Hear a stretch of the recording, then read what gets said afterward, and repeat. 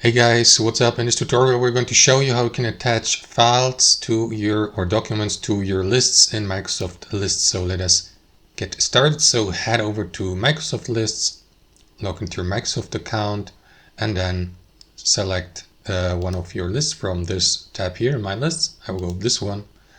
And then guys, here we need to navigate to the given item from your list. So if you haven't created any item, you can do it by clicking into this button, enter the name here. And then, so what you want to do is click into the given item, and you will see this option here. So what you want to do is navigate to attachments, and then click into this button.